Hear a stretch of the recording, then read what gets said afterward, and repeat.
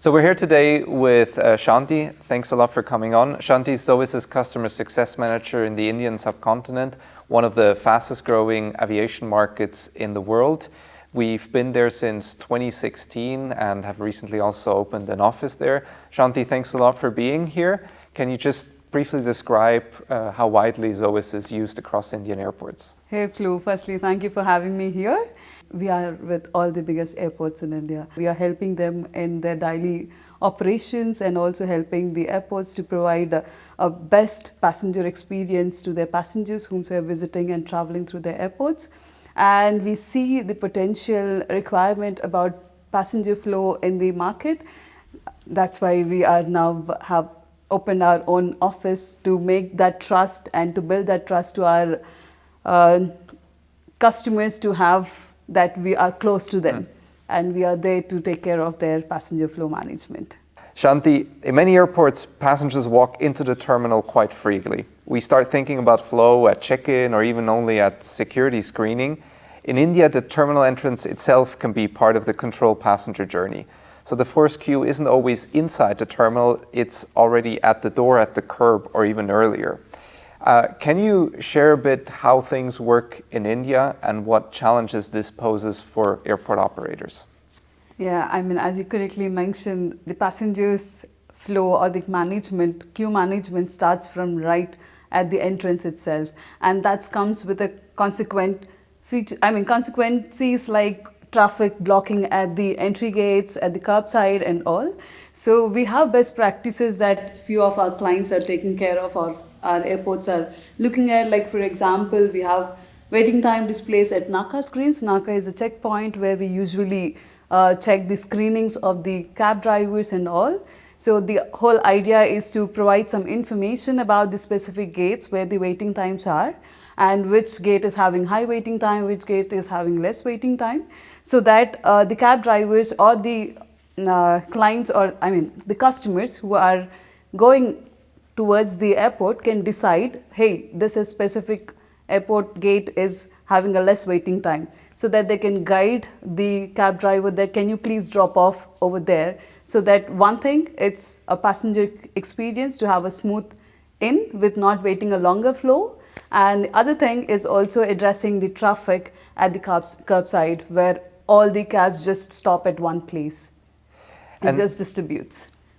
And now, if I understand correctly, only travelers or passengers are allowed to go inside the terminal. Yeah. Would you say this then makes things easier at check-in compared to other parts of the world because you don't have any family and friends or visitors? Or yes, does that not ease congestion? Yeah, I mean, in India, basically your meet and greet area will be blocked before the terminal entry. So at the terminal entry, you purely see the passengers who are entering. So of course, it decongestions at the check-in area.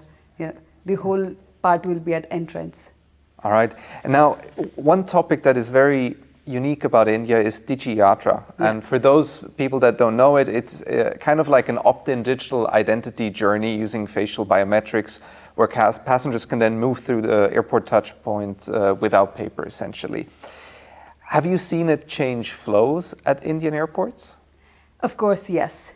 Where earlier before DigiYatra, and government is also now encouraging the airports to encourage or familiarize the passengers to go with the DigiYatra, which smoothen up lots of process instead of waiting at specific queues where the physical checks and documentations and everything is going, and which takes a lot of human interventions and high waiting times. And these DigiYatra gates has really helped the passengers to just go with the flow. I mean, you just need to register before you start your journey at your home, and just get into the entrance and get your facial recognized and free to go. And there is no such process where you have to go to a human CSF check, where you have to get your ID verified and everything. Is just a quick go, and then you will be at the check-in, get your process done and proceed with the security. So this is very easy process and also very friendly to all the passengers, which also helps in passenger experience for the airports to provide to their passengers with a smooth process from end, curb to gate. So yes, it's really helping them. And now, looking a few years ahead, assuming that the adoption rate of DigiYatra will continue to rise as it has in recent years, Where do you see that eventually leading to in terms of passenger flow? What will be the main changes compared to today if, a majority of passengers use DigiYatra? So now we saw significant raise of DigiYatra users comparatively, because when we discuss with our airport friends and all, we always keep understanding airport partners that the usage rate is really getting high.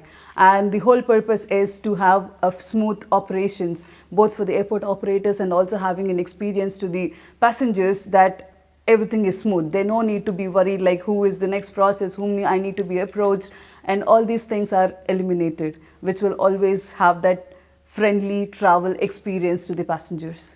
All right. And now, nobody's opening up as many airports in the world as India, and we just saw Noida Airport take off for its first flight recently. When India is constructing greenfield airports, from a passenger flow perspective, what would you say are the most unique changes compared to airports that have been operating for decades?